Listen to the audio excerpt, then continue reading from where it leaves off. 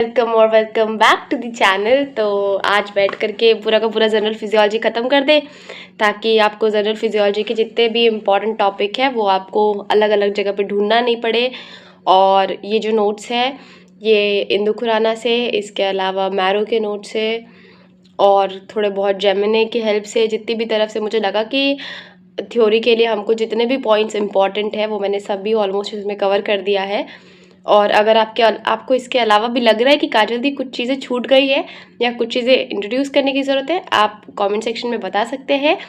और कोशिश रहेगी कि आज हम प्रॉपर 1-1.5 घंटे बैठ करके पूरा का पूरा जो जनरल फिजियोलॉजी वाला टॉपिक है वो ख़त्म कर देते हैं और फ्री हो जाते हैं जनरल फिजियोलॉजी के टॉपिक से। ठीक है, देखो जब हम जनरल फिजियोलॉजी की बात करते हैं ना, तो हमारे लिए वैसे तो ये टॉपिक इम्पॉर्टेंट है क्योंकि हमारा ये बेसिक बना रहा है पूरा का पूरा फिजियोलॉजी का। लेकिन अगर हम बात करें कि काजल दी जनरल फिजियोलॉजी एज क्या बोलते हैं यूनिवर्सिटी के पॉइंट ऑफ व्यू से कितना इम्पॉर्टेंट है, तो ये ज़्यादा इम्पॉर्टेंट चैप्टर के लिस्ट में नहीं आता है, बट है इम्पॉर्टेंट क्वेश्चन तो तुमको इसमें एसएक्यू मिलेगा ही मिलेगा।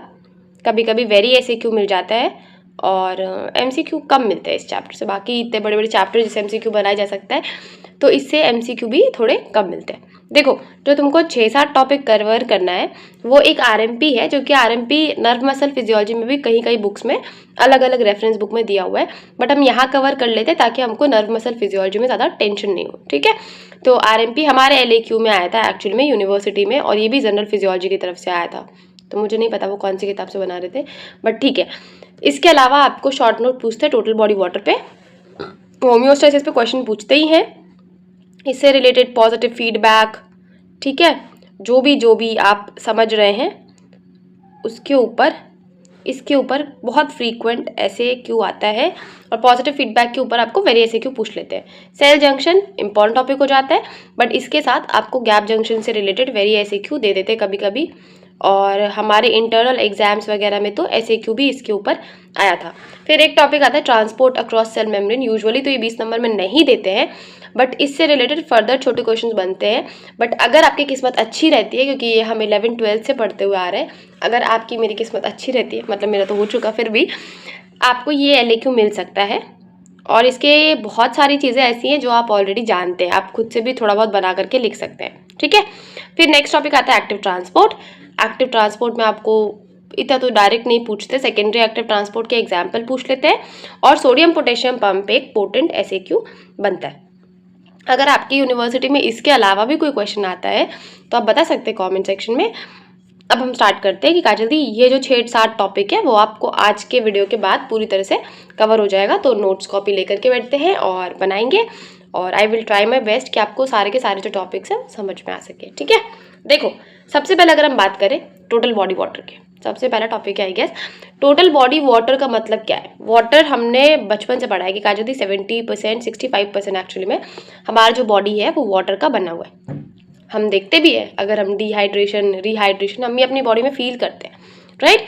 तो टोटल बॉडी वाटर मतलब हम यहाँ पे पढ़ रहे हैं कि हमारी बॉडी में कितना पानी है, कितना वाटर है, कितना फ्लूइड है, और ओवरऑल और भी क्या क्या कंपोनेंट्स हैं, जैसे कि फैट्स, मिनरल्स, प्रोटीन्स, कार्ब, जो भी हम जितनी भी चीज़ें हम कंज्यूम कर रहे हैं वो कितना है, और ऊपर से आप जो वाटर कंज्यूम कर रहे हैं वो कितना है। ठीक है, अगर इसकी डेफिनेशन की बात करें तो ये होता है टोटल अमाउंट ऑफ वाटर जो ह्यूमन बॉडी में है।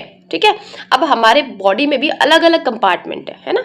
देखो ये एक सेल है, ठीक है, तो सेल के अंदर का जो कंपार्टमेंट है तुम्हारा, ये है हमारा आईसीएफ। सेल के बाहर जो कंपार्टमेंट है ये है हमारा ईसीएफ। ठीक है, एक्स्ट्रा सेलुलर मतलब सेल के बाहर, आईसीएफ मतलब इंट्रा सेलुलर मतलब सेल के अंदर। अब एक और चीज़ आती है जिसमें एक ये सेल है, एक ये सेल है, इन दोनों के बीच में भी जो स्पेस है इसको हम इंटरस्टिशियल या इंटर सेलुलर बोलते हैं। एक सेल, दो सेल, इनके बीच में जो डिस्टेंस है दैट इज इंटर सेलुलर। ठीक है, तो डेफिनेशन अगर आपको लिखना है तो हम लिखेंगे it is the total amount of water जो कि हमारे बॉडी में प्रेजेंट है, डिफरेंट कंपार्टमेंट या कंपोनेंट्स में डिस्ट्रीब्यूटेड है। वो हो सकता है ईसीएफ काजल दी, वो हो सकता है आईसीएफ, वो हो सकता है प्लाज्मा, जितने भी हमारे कंपार्टमेंट्स हैं अलग अलग, उसमें कितना क्या डिस्ट्रीब्यूशन है, this is total body water. ठीक है, अगर हम एडल्ट की बात करें तो मेल में ऑलमोस्ट 60% होता है, कंपैरेटिवली सेक्स रेशियो अगर फीमेल की बात करें तो ये 10% कम है, फीमेल में 10% कम है।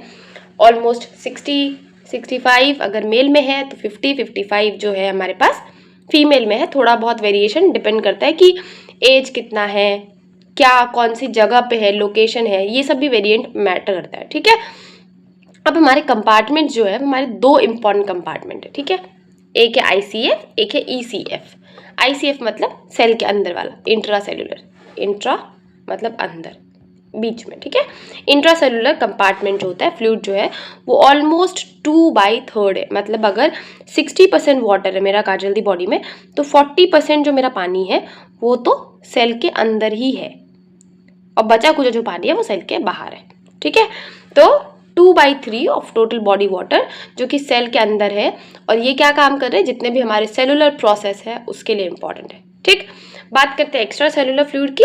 तो एक्स्ट्रा सेलुलर फ्लूइड मतलब ये मेरा सेल है, इसके बाहर जितना भी फ्लूइड है, ये जितना भी फ्लूइड दिख रहा है, ये सब मेरा एक्स्ट्रा सेलुलर फ्लूइड है, जो कि ऑलमोस्ट 1/3 है। मतलब अगर 60% मेरा वाटर है तो 1/3 मतलब 20% मेरा एक्स्ट्रा सेलुलर फ्लूइड है। ठीक है, इसके भी अलग अलग है। मैंने आपको बताया कि दो सेल के बीच में अगर जो फ्लूइड है उसको हम बोलते हैं इंटरसेलुलर या इंटरस्टिशियल फ्लूइड। ये भी तो सेल के बाहर है ना, तो आया एक्स्ट्रा सेलुलर फ्लूइड के अंदर, राइट।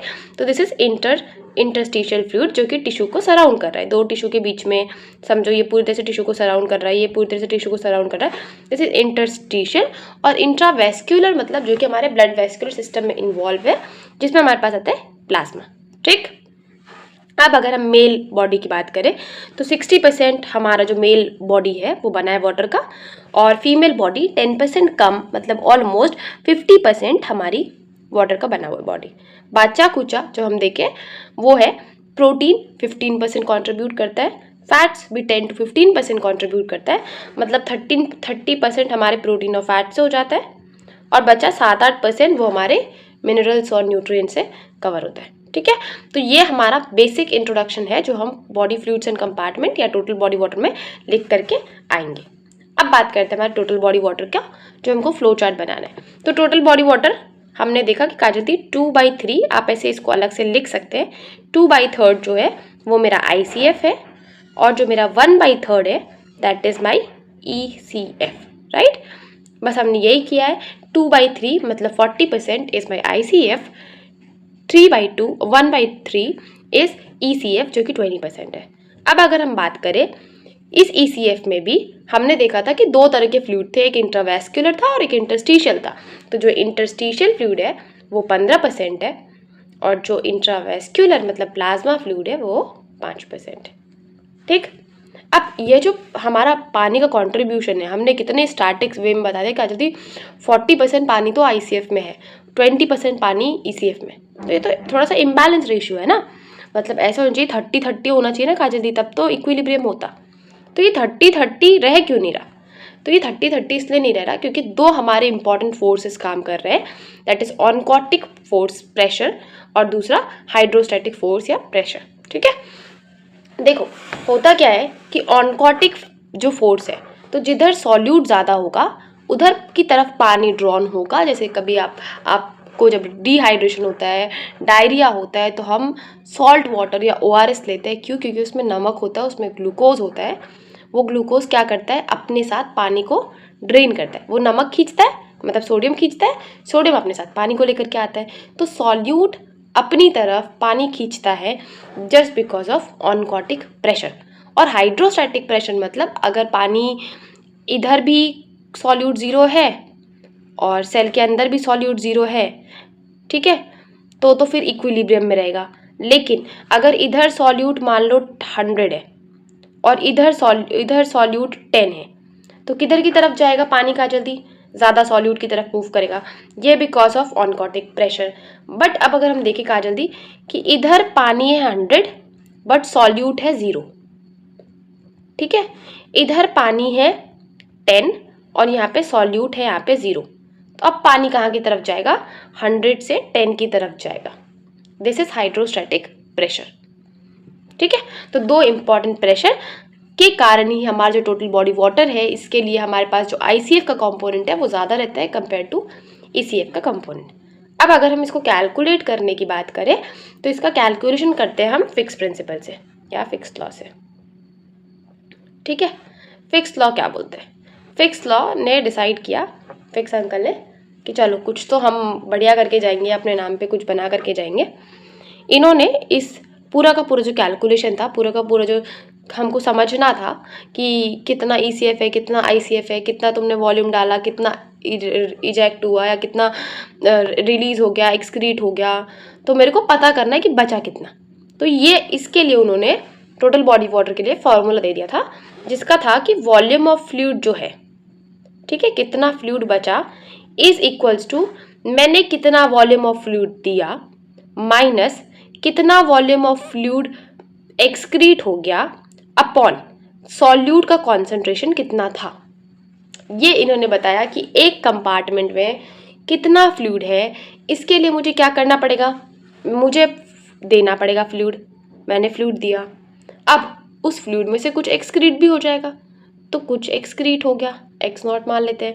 अब सॉल्यूट कितना है उसमें, क्योंकि सॉल्यूट का कॉन्सेंट्रेशन इंपॉर्टेंट हमारे लिए, तो सॉल्यूट का कॉन्सेंट्रेशन क्या है ये हमको बता देगा कि उस फ्लूइड में, उस पर्टिकुलर कंपार्टमेंट में कितना फ्लूइड है। This was all about fix principle. Now come to another important topic, that is dye used in calculation. अब क्या क्या डाई से हम कौन कौन से कंपार्टमेंट को मेज़र करते हैं ये देखने की कोशिश करेंगे। ठीक है, सबसे पहले तो जो डाई यूज़ कर रहे हैं, डाई के कुछ तो फीचर होने चाहिए।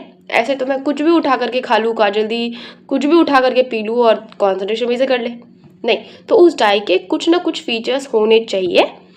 पहला फीचर जो डाई है वो नॉन टॉक्सिक होना चाहिए। अगर डाई टॉक्सिक होगा तो तुम टोटल बॉडी वाटर मेज़र करने जा रहे हो और पता चले बंदा ऊपर, नहीं हो सकता ना। इसीलिए हमको पहला इंपॉर्टेंट चीज़ चाहिए कि dye should be non toxic. दूसरा इंपॉर्टेंट चीज़ हमारे लिए है कि इसका डिस्ट्रीब्यूशन इवन होना चाहिए। मतलब मैं कोई ऐसा डाई नहीं दे सकती जिसका एफिनिटी ICF की तरफ ज़्यादा है और ECF की तरफ कम है। अब अगर ICF की तरफ एफिनिटी ज़्यादा है तो मैं ICF मेज़र करने के लिए काम कर सकती हूँ, बस ऐसे ही हम करेंगे। ठीक है, ECF की तरफ ज़्यादा है तो मैं ECF मेज़र करने के लिए काम में ले सकती हूँ। लेकिन अगर मेरे को टोटल बॉडी वाटर मेज़र करना है तो मैं फिर ऐसा डाई नहीं चूज़ कर सकती हूँ जिसकी एफिनिटी ICF की तरफ ज़्यादा हो या ECF की तरफ ज़्यादा हो। तो इसीलिए इसका इवन डिस्ट्रीब्यूशन इज़ इम्पॉर्टेंट। तीसरा इंपॉर्टेंट चीज़, नॉन मेटाबोलाइजेबल हो। जैसे अगर तुमने ग्लूकोज दिया तो हमको पता है जल्दी कि ग्लूकोज बॉडी में जाते से ही CO2 और वाटर में टूट जाएगा। अगर ये CO2 और वाटर में टूट जाएगा फिर तुम बैठे रहो, निकाल लो, ले लो वैल्यू, कहाँ से मिलेगा ग्लूकोज, क्योंकि ग्लूकोज तो मेटाबोलाइज हो गया। तो इसीलिए हमको कुछ ऐसा सब्सटेंस डालना है जो कि हमने डाला लेकिन वो मेटाबोलाइज नहीं हुआ, वो जैसे का जैसा गया वैसे का वैसा ही एक्सक्रीट हो गया या वैसा का वैसा ही है। उसको अगर एक पर्टिकुलर अमाउंट तक छोड़ भी दो तो उसका ज़्यादा कुछ इम्पैक्ट नहीं हो रहा। और इसके अलावा चौथा इंपॉर्टेंट चीज़ जो इसके लिए आती है कि वैल्यू हमें पता होनी चाहिए। ऐसा नहीं है कि हमने कुछ भी खा लिया, कितना भी खा लिया और अब हम मेज़र करने की कोशिश कर रहे हैं कि काजल दी इनुलिन है तो चलो 100 किलो इनुलिन खा लेते हैं, 100 ग्राम इनुलिन खा लेते हैं।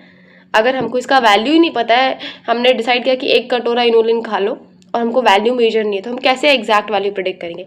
इसीलिए मैंने अगर 100 ग्राम दिया है तो मुझे पता होना चाहिए कि 100 ग्राम इनुलिन मैंने आपको इंजेक्ट किया है, ताकि मुझे पता चल सके कि एक्सक्रीट अगर 10 ग्राम हुआ है, 5 ग्राम हुआ है तो बचा कितना रहे, तो वैल्यू हमको पता होना चाहिए।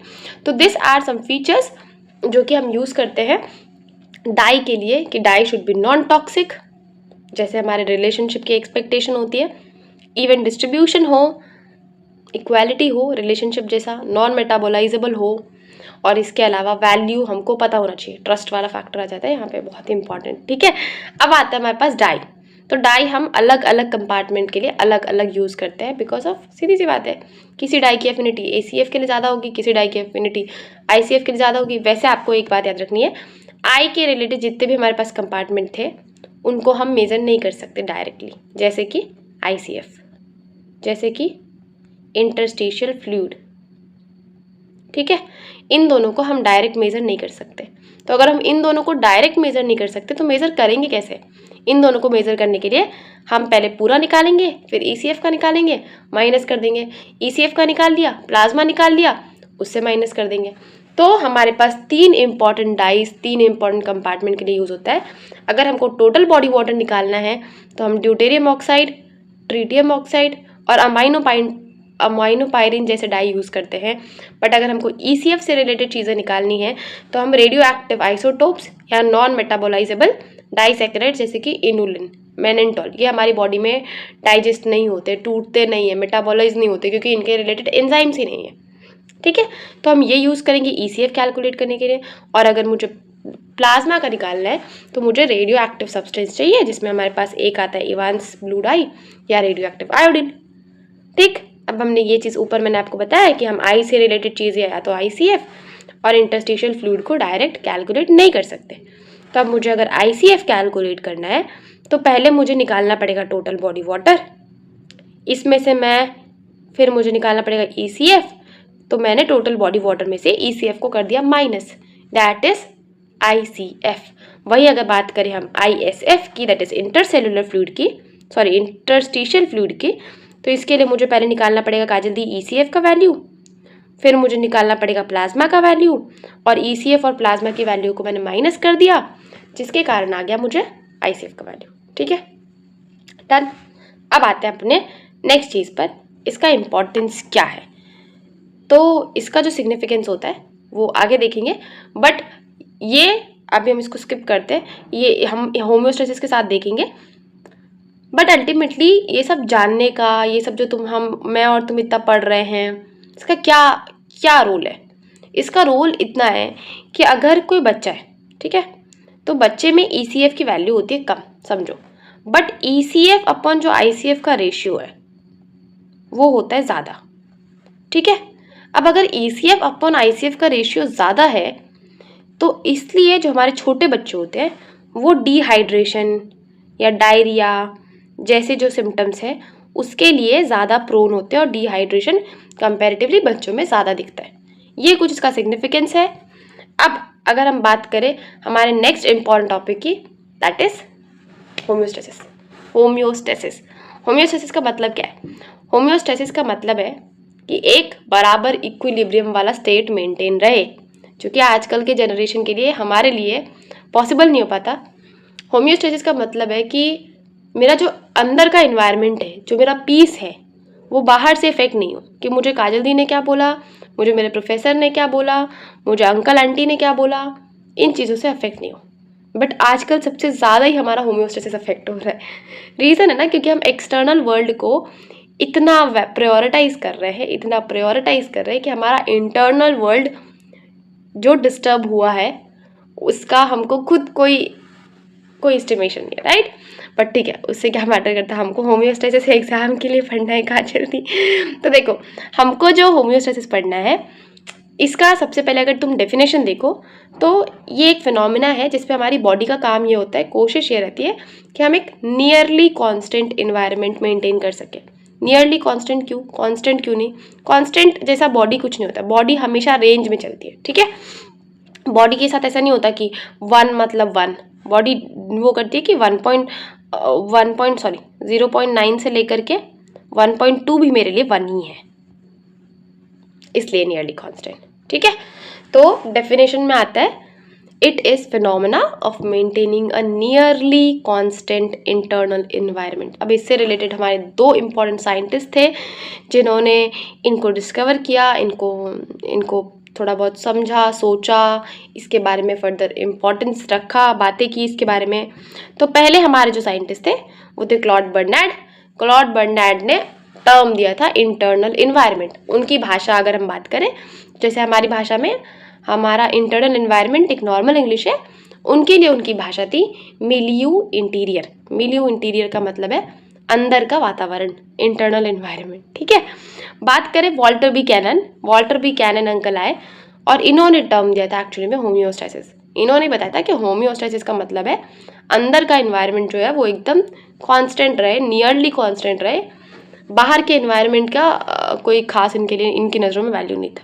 ठीक है, अब बात करें अगर हम इसके रेगुलेशन की, तो इसके रेगुलेशन में हमको बॉडी को क्या क्या इंटरनल इन्वायरमेंट मेंटेन करने के लिए चेंजेस करने पड़ते हैं।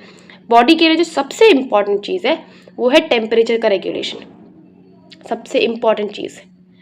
फिर इसके अलावा पीएच का रेगुलेशन, इलेक्ट्रोलाइट का रेगुलेशन, हमारे जितने भी वेस्ट प्रोडक्ट हो जाते हैं उसका रेगुलेशन। पर चले अगर किसी की बॉडी में अमोनिया ज़्यादा बनने लगे, ammonia blood brain barrier cross करके चला गया ब्रेन में और इसने कॉज कर दिया डिसीज़। क्या डिसीज़ है अमोनिया से होने वाला, किसी को पता है बताओ? ठीक है, तो बॉडी में जितने भी एक्सक्रीटरी वेस्ट है उसका भी प्रॉपर रिमूवल हमारे होम्योस्टेसिस का काम है। इसके अलावा जितने भी गैसेज है, चाहे वो CO2 हो, ऑक्सीजन हो, जितने भी डिफ्यूजिबल गैसेज है, किसी ने कार्बन मोनोऑक्साइड इनहेल कर दिया है, H2S गैस है, अमोनिया है, थोड़े बहुत इधर उधर के छोटे मोटे गैसेज है, उन सबको, नाइट्रोजन एज अ गैस है, हीलियम एज अ गैस है, सबको उनका बैलेंस मेंटेन करके रखना, मेनली कार्बन डाइऑक्साइड और ऑक्सीजन का, is also a regulation in homeostasis. और फिर इसके अलावा जो सबसे इम्पॉर्टेंट बेसिक प्रोसेस होता है of human existence is reproduction. इसका होम्योस्टेसिस मेंटेन करना भी रेगुलेशन, होम्योस्टेसिस के रेगुलेशन के अंदर आता है। ठीक है, अब जो क्लॉड बर्नार्ड अंकल थे जिन्होंने टर्म दिया था मिलियू इंटीरियर, उन्होंने मिलियू इंटीरियर में इंटरनल इन्वायरमेंट में भी उन्होंने स्पेसिफाई किया था कि मैं जिस इंटरनल इन्वायरमेंट की बात कर रहा हूँ दैट इज़ ECF। हमारा ECF ही एक्चुअली में हमारा जो बॉडी है या जो होम्योस्टेसिस है उसका मिरर है या उसका रिफ्लेक्शन दिखाता है। ठीक है, तो उन्होंने मेनली जो ये हमारे पास मिलियू इंटीरियर वाला टर्म दिया था ये ECF के लिए दिया था। अब ये होम्योस्टेसिस मेंटेन कैसे होता है, तो ये होम्योस्टेसिस मेंटेन करने के लिए हमारे पास 3 कंट्रोल सिस्टम्स होते हैं। एक होता है पॉजिटिव फीडबैक, एक होता है नेगेटिव फीडबैक, एक होता है फीड फॉरवर्ड। ठीक है, बात करें अगर हम पॉजिटिव फीडबैक की, तो पॉजिटिव फीडबैक जो हमारे लिए है उसका मतलब ये है कि तुमने एक कॉम्प्लीमेंट दिया किसी को, ठीक है, और उस कॉम्प्लीमेंट को अब उस इंसान का क्रेविंग क्या होगा कि अच्छा मुझे भी ये कॉम्प्लीमेंट और चाहिए और चाहिए, तो वो वही प्रोसेस करना कंटिन्यू रखेगा, राइट। तो पॉजिटिव फीडबैक मतलब तुमने बॉडी को एक फीडबैक दिया कि सही चल रहा है, सही जा रहा है, यही चाहिए, तो बॉडी फर्दर उस जो प्रोसेस वो कर रही है उसको और बढ़ा देगी और बढ़ा देगी और बढ़ा देगी। नेगेटिव फीडबैक, तुमने किसी को किसी चीज़ के लिए डांट दिया, या जैसे हमको प्रोफेसर डांट देते ऐसा मत करो, तो नेगेटिव फीडबैक में क्या हो जाता है कि अब तुम वो काम दोबारा नहीं करोगे या रोक दोगे, उन टीचर के सामने तो रोक ही दोगे। तो नेगेटिव फीडबैक का मतलब होता है कि सीधी सी बात है कि ये काम को रोकना है, बंद करना है।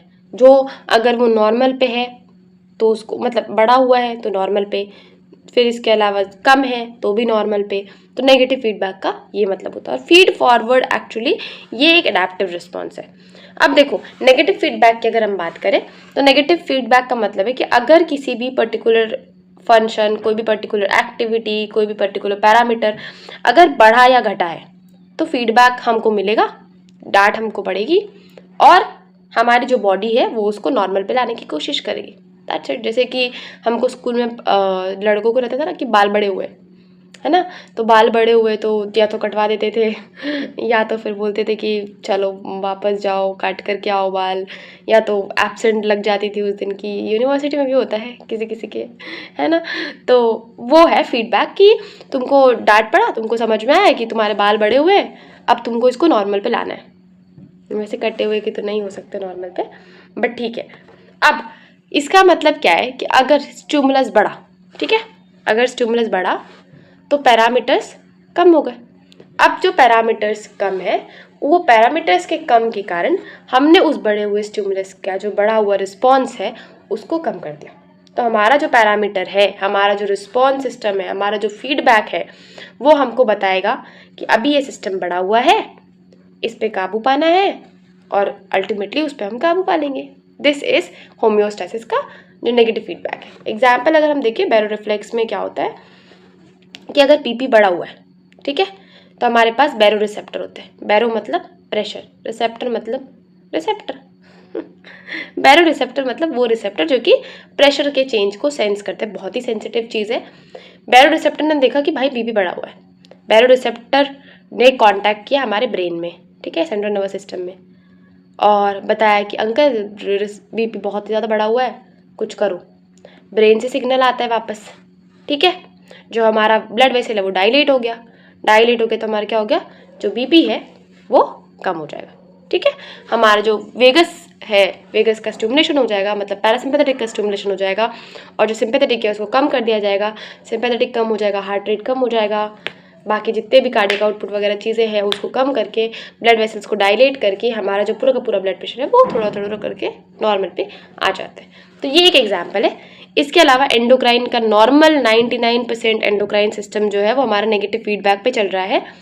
इसका एग्जाम्पल का एक्सेप्शन है ऑक्सीटोसिन। ऑक्सीटोसिन नहीं चलता ना नेगेटिव फीडबैक पे, ऑक्सीटोसिन उसके बारे में भी देखेंगे, आगे देखते हैं। और पेप्टिक एसिड में H+ का सिक्रीशन, H+ के सिक्रीशन के लिए भी जो स्टिमुलस है, स्टिमुलस आने पे H+ का सिक्रीशन बढ़ता है। जैसे जैसे करके बढ़ गया एक लेवल तक, उससे ज़्यादा क्यों नहीं होता, क्योंकि अगर ज़्यादा हो जाएगा तो गैस्ट्रिक म्यूकोसा जला देगा, अगर रिगर्जिटेशन हो गया तो पूरा का पूरा इसोफेगस जला देगा। इतना पावरफुल हमारे पास एसिडिक सिस्टम है, राइट। तो इसीलिए एक पर्टिकुलर लेवल तक बढ़ता है, फिर उसका नेगेटिव फीडबैक स्टार्ट हो जाता है और वो गैस्ट्रिक एसिड सिक्रीशन जो है कम हो जाएगा। तो अगर हम थायराइड का देखें, अगर हम एंडोक्राइन की देखें, तो अगर TRH है, ठीक है, TRH हमारे पापा है, दादाजी है, सॉरी पापा भी नहीं दादाजी है, ठीक है, जो हमारे क्या कर रहे हैं, पूरे के पूरे थायराइड ग्लैंड को कंट्रोल कर रहे हैं। अब TRH से आता है कोई रिस्पॉन्स TSH को, मतलब पापा को, और पापा ने उस हिसाब से रिस्पॉन्स प्रोड्यूस किया थायराइड पे, T3 T4 पे, मतलब हम पे, ठीक है। अब हमारा लेवल बढ़ा या घटा जो भी, ठीक है, ग्रेड्स मार्क्स जो भी तुमको ऐसा लग रहा है कि काजल दी बढ़ तो नहीं सकता, घट सकता है MBBS में आके, बट ठीक है। अब इसके कारण तुमने क्या किया, इससे पापा ने लिया रिस्पॉन्स कि बढ़ गया है, घट गया है, जो भी चीज़ है, राइट। बढ़ गया है अगर तो रिस्ट्रिक्शंस कम हो जाएंगे, थोड़ा सा फ्रीडम ज़्यादा मिल जाएगा। घट गया है अगर तो रिस्ट्रिक्शन बढ़ा दिए जाएंगे, फ्रीडम कम हो जाएगी है ना। तो अल्टीमेटली T3 T4 से बड़ा हुआ T3 T4 TSH को भी रिस्पॉन्स देता है और TRH को भी रिस्पॉन्स देता है। अब ये क्या करते हैं, ये अपना जो रिस्पॉन्स है उसको कम कर देते ताकि वापस जो हमारा T3 T4 बढ़ गया है वो नॉर्मल पे आ सके, ठीक है। ये हमारे पास होता है एंडोक्राइन के लिए। सारे एंडोक्राइन ऑलमोस्ट इसी मैकेनिज्म पे काम करते हैं। बट ऑक्सीटोसिन के साथ, हमने वह ऑक्सीटोसिन बात करते हैं, ऑक्सीटोसिन के साथ होता क्या है कि ऑक्सीटोसिन हमारे पास क्या है काजल दी, ये हमारे पास पार्चुरेशन का हार्मोन है, राइट। जैसे ही क्या बोलते हैं लेबर या डिलीवरी रूम में डिलीवरी होती है, ठीक है, डिलीवरी के टाइम पे पहले थोड़ा सा ऑक्सीटोसिन निकलता है, ठीक है। थोड़ा सा ऑक्सीटोसिन क्या करवाएगा, ये करवाएगा माइल्ड कॉन्ट्रैक्शन। जैसे ही माइल्ड कॉन्ट्रैक्शन हुआ तो अब ऑक्सीटोसिन को फिर से, अब हमको क्योंकि पार्चुरेशन के लिए हमको बहुत ही बड़ा वो चाहिए, क्या कहते हैं, बहुत ही ज़्यादा कॉन्ट्रैक्शन चाहिए, नॉर्मल या माइल्ड कॉन्ट्रैक्शन से नहीं हो सकता पार्चुरेशन, राइट। इसीलिए फिर ऑक्सीटोसिन ने, माइल्ड कॉन्ट्रैक्शन ने दोबारा सिग्नल भेजा फर्दर ऑक्सीटोसिन के रिलीज के लिए। फिर थोड़ा सा और फर्दर ऑक्सीटोसिन निकला, इसने और कॉन्ट्रैक्शन करवाया, तब तक ऑक्सीटोसिन निकलता है जब तक कॉन्ट्रैक्शन बहुत ही स्ट्रॉन्ग, पावरफुल, फोर्सफुल नहीं हो जाते हैं, जिसके कारण डिलीवरी हो सके, delivery of a foetus, delivery of a child हो सके। तो ये ऑक्सीटोसिन के केस में एक पॉजिटिव फीडबैक मैकेनिज्म हो जाता है। अब अगर हम नेगेटिव फीडबैक को कॉम्पोनेंट्स देखें, ये आप स्किप कर सकते हो, ठीक है, बट जिनको लिखना है लिख सकते हैं कि इसमें एक स्टिमुलस होगा, वो चाहे बड़ा हो चाहे घटा हो, बट एक स्टिमुलस होगा। स्टिमुलस को सेंस करने के लिए बड़ा या घटा हमारे पास रिसेप्टर होंगे। मतलब बॉडी बनाने वाले जिसने बनाया यार, कितना परफेक्ट डिज़ाइन है, सबके लिए पर्टिकुलर एक छोटी छोटी चीज़ें कितना परफेक्शन के साथ काम करती है। अब रिसेप्टर से ले जाने वाले सिग्नल हायर सेंटर की तरफ हमारे पास एफरेंट होंगे, एफरेंट जो कि सेंसरी होते हैं, जो सेंस करके रिस्पॉन्स तक, मतलब हायर सेंटर तक लेकर जाते हैं, ठीक है।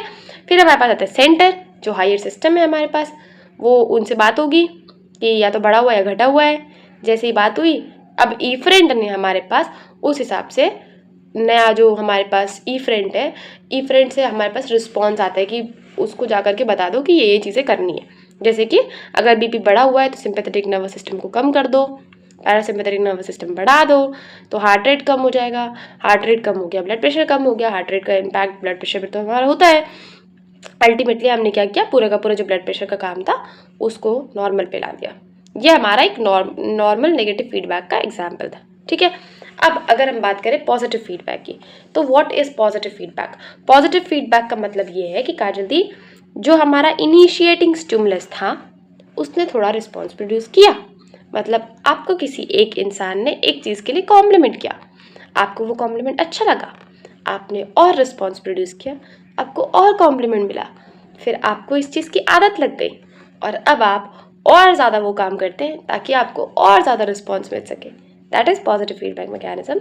मतलब अगर इनिशिएटिंग स्टिमुलस जो है उससे हमने रिस्पॉन्स प्रोड्यूस किया, जैसे ही हमारा इनिशियल स्टिमुलस बढ़ेगा रिस्पॉन्स बढ़ेगा, स्टिमुलस बढ़ा रिस्पॉन्स बढ़ा, इज पॉजिटिव फीडबैक मैकेनिज्म। ठीक है, इसको हम ये बोल सकते हैं एम्प्लीफिकेशन मैकेनिज्म है कि जो एक्स था उसको हमने अब पॉजिटिव फीडबैक से 10x कर दिया, राइट।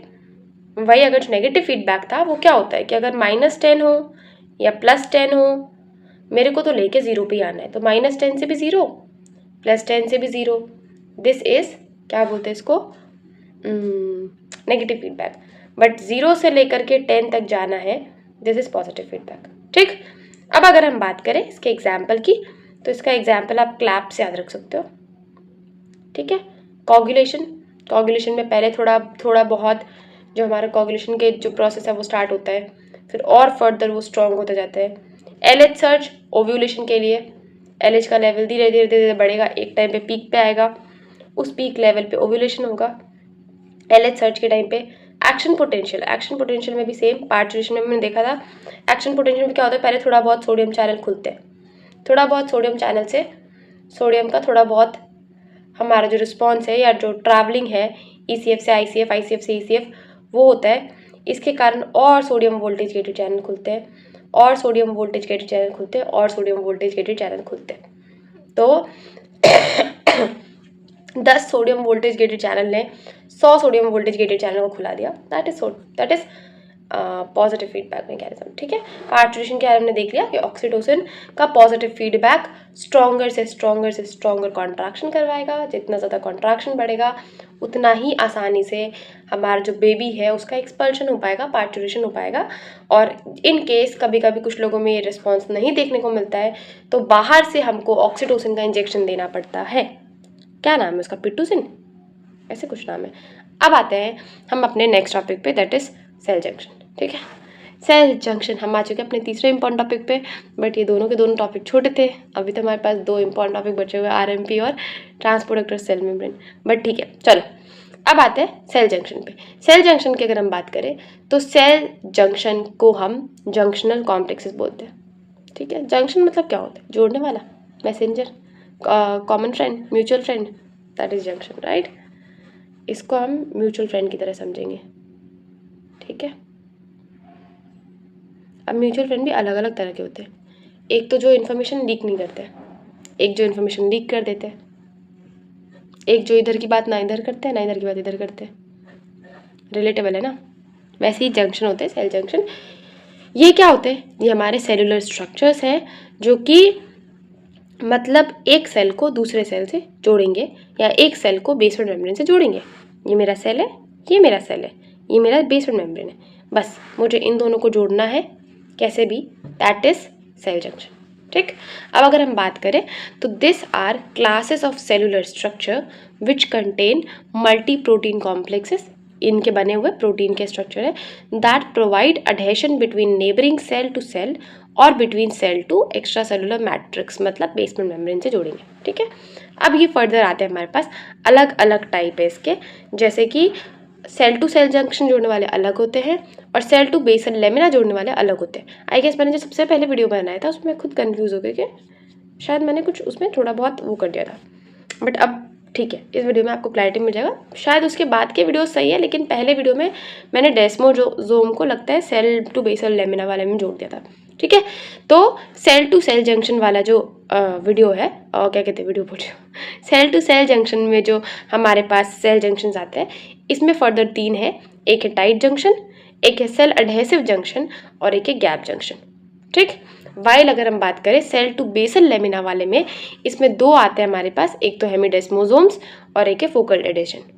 अब अगर हम बात करें सबसे पहले जो हमारे सेल एडहेसिव जंक्शंस है, देखो सबसे पहले तो अगर हम इसका एक अगर पेज हो तो चलो ठीक है, यहाँ पे डायग्राम है ना। देखो अगर तुम सबसे पहले समझो तो ये तुम्हारा एक सेल है, ये तुम्हारा एक सेल है, ठीक है। अब अगर ये सेल एकदम मतलब या तो क्लोज, बहुत ही क्लोज प्रॉक्सिमिटी में है, तो इसको हम, ये जो लिंक है इसको हम टाइट जंक्शन बोलेंगे, ठीक है। वाइल हमारे पास दूसरा टाइप आता है जिसको हम बोलते हैं डेस्मोसोम्स। तो डेस्मोसोम्स में हमारे पास प्रोटीन्स होते हैं जो कि एक सेल को दूसरे सेल से कनेक्ट कर रहे हैं, पर थोड़ा सा गैप है। और तीसरा हमारे पास आता है गैप जंक्शन, जिसमें अच्छा खासा गैप रहता है और ये भी एक सेल को दूसरे सेल से ऐसे कनेक्ट कर रहे हैं। वाइल एक सेल है मेरा और ये मेरा नीचे का कॉम्पोनेंट है, ठीक है। ये मेरा बेसमेंट मेम्ब्रेन है और ये मेरा सेल है। तो सेल से अगर मेरे पास कुछ फाइबर्स निकल रहे हैं और ये फाइबर्स इसको कनेक्ट कर रहा है, दैट इज हेमीडेस्मोसोम, ठीक है। ये एक बेसिक स्ट्रक्चर है। इन सब के बारे में हम थोड़ा थोड़ा करके लिख करके आएंगे। सबसे पहले अगर हम बात करें, इसके अलावा भी कुछ मॉलिक्यूल्स आते हैं जिसको हम सेल एडहेसिव मॉलिक्यूल्स बोलते हैं, कैम बोलते हैं इसको। इसमें आते हैं कैडहेरेंस, इंटीग्रिन्स, सेलेक्टेंस, ये कुछ प्रोटीन्स हैं जिनके बारे में भी हम आगे शायद है या नहीं है पढ़ रहे होंगे, अलग से भी देख लेंगे। देखो होता क्या है कि ये मेरा है प्राइमरी प्रोटीन, ठीक है। ये जो हमारे सेल जंक्शन है बने कैसे, तो ये मेरा प्राइमरी प्रोटीन है, ठीक है। और ये प्राइमरी प्रोटीन हमारे साइटोस्केलेटन फिलामेंट से कनेक्टेड है और इसको कनेक्ट करने के लिए हमारे पास लिंकर प्रोटीन है। तो ये कुछ हमारे पास सेल एडेशन जंक्शन जो है उनके स्ट्रक्चर में ये हमको 3 फर्दर कंपोनेंट्स मिलेंगे ही मिलेंगे, ठीक है। एक होगा हमारे पास प्राइमरी प्रोटीन, एक होगा हमारे पास साइटोस्केलेटल प्रोटीन और एक होगा हमारे पास इन साइटोस्केलेटल और प्राइमरी को जोड़ने वाले लिंकर। अब अगर हम बात करें, सबसे पहले आता है अडहेरेंट जंक्शन के, ठीक है, अडहेरेंट जंक्शन के, ठीक है, जोना अडहेरेंस जिसको बोलते हैं। तो अडहेरेंट जंक्शन में जो हमको एक चीज़ याद रखनी है वो ये कि इनमें जो हमारा प्राइमरी प्रोटीन है वो इप्सिलॉन कैडहेरिन रहता है, ई कैडहेरिन से याद कर सकते हैं, ठीक है, ई कैडहेरिन है। और जो हमारा लिंकर प्रोटीन है वो है बीटा कैटेनिन, बीटा कैटेनिन, ठीक है। और इसका जो साइटोस्केलेटल फिलामेंट है दैट इज एक्टिन प्रोटीन। तो ये जो हमारे दोनों, चाहे डेस्मोसोम हो चाहे हमारे एडहेरेंट जंक्शन हो, ये दोनों का स्ट्रक्चर सिमिलर होता है। ये एक दूसरे को ऐसे कनेक्ट करते हैं, बस इसमें हमारे पास जो प्रोटीन्स हैं वो अलग अलग हो जाता है। जैसे when it comes to adherent junction, इसमें हमारे पास ई कैडहेरिन होता है एज अ प्राइमरी प्रोटीन, हमारे पास कैटेनिन होता है beta catenin as a linker protein, और साइटोस्केलेटल एलिमेंट में हमारे पास यहाँ पर एक्टिन है, ठीक है।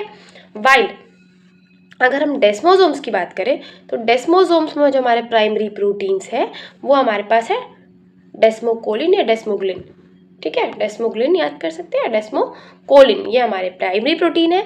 वाइल जैसे वहाँ पे साइटोस्केलेटन एलिमेंट जो था वो एक्टिन था, यहाँ पे जो साइटोस्केलेटन फाइबर्स है वो हमारे पास है टोनोफिलामेंट, ठीक है, टोनोफिलामेंट या इसको इंटरमीडिएट फिलामेंट के नाम से भी आप याद कर सकते हो। बस इंटरमीडिएट फिलामेंट के नाम से भी याद कर लोगे काफ़ी है। Now come to our next topic that is tight junction. Tight junction है वो हमारा म्यूचुअल फ्रेंड जो बातें लीक नहीं होने देता, ठीक है। टाइट जंक्शन को हम जोना ऑक्लूडेंस बोलते हैं। जो जोना ऑक्लूडन है ये ऑक्लूड कर देगा, मतलब ब्लॉक कर देगा, ठीक है। अगर यहाँ से यहाँ डेटा ट्रांसफ़र हुआ तो ये यहीं तक रहेगा, इसके आगे फर्दर कम्युनिकेट नहीं होगा। सीमेंटिंग की तरह काम करते हैं। जैसे कि आपने कभी एयर टाइट कंटेनर देखा होगा, तो जब उसको अच्छे से लॉक कर देंगे तो एयर और उस कंटेनर के अंदर जो सामान है उसके बीच का कॉन्टैक्ट कट जाएगा, राइट। ये होता है हमारे पास टाइट जंक्शन। इसके जो प्रोटीन्स है दैट इज ऑक्लूडिन और क्लाउडिन।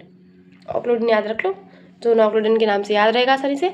इसका लोकेशन है blood brain barrier, GI tract और किडनी। अब ये हमारे पास इन लोकेशन में है क्यों? अब देखो ब्लड ब्रेन बैरियर में हमारे पास क्या है काजल दी, ब्लड ब्रेन बैरियर जो है ये ब्रेन को भी फिल्टर होने से पहले इसका काम है कि कुछ ही कंपोनेंट अंदर जाने चाहिए, नहीं तो क्या हो सकता है कि जो इन्फेक्शन है, जो हमारे पास क्या बोलते हैं फॉरेन पार्टिकल है, वो डायरेक्ट हमारे सेंट्रल नर्वस सिस्टम में जा सकता है और बहुत ही बड़ा रिस्क फैक्टर लेकर के जा सकता है, राइट। इसीलिए ब्लड ब्रेन बैरियर में हमको पता होना चाहिए कि हमारे पास जो सब्सटेंस जा रहा है वो क्या है, और हर एक सब्सटेंस ब्लड ब्रेन बैरियर को क्रॉस भी नहीं कर सकता। हमने देखा है कि ब्लड ब्रेन बैरियर क्रॉस करने के जो सब्सटेंसेस है वो काफ़ी कम है। आप फार्मैक में ड्रग भी पढ़ेंगे, आपको बहुत ही कम कंपोनेंट्स ऐसे मिलेंगे जो कि ब्लड ब्रेन बैरियर को क्रॉस कर पाते हैं।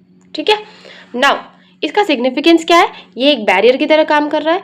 तो हमारा जो ion, solute, particle, foreign substances जितने भी हैं वो इधर से इधर नहीं जा पाए, ये इसका एक मेन पर्पस होता है।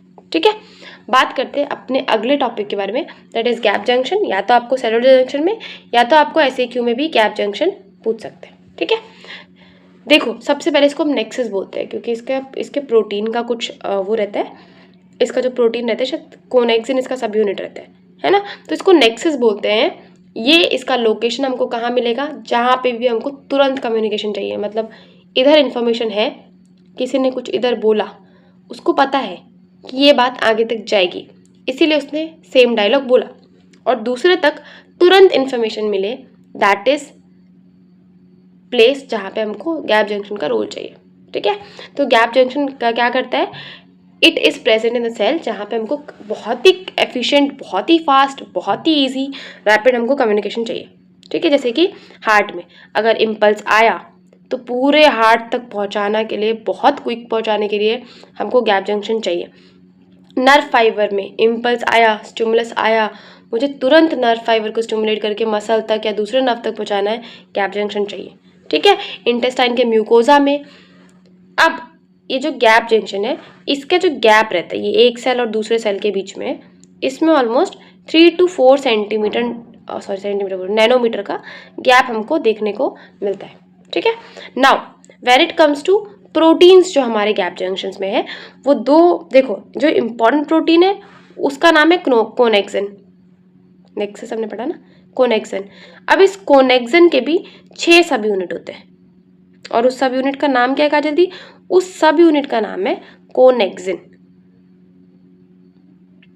ठीक है, तो गैप जंक्शन में जो हमारा प्रोटीन है दैट इज कोनेक्सिन, उसका जो सब यूनिट है उसका नाम है कोनेक्सिन।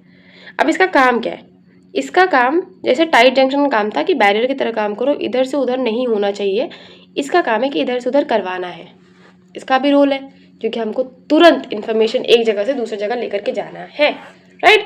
तो ये हमारे पास एक्सचेंज का काम करता है, चाहे वो सॉल्यूट हो, आयन हो, पार्टिकल हो, तो सबसे पहले एक्सचेंज।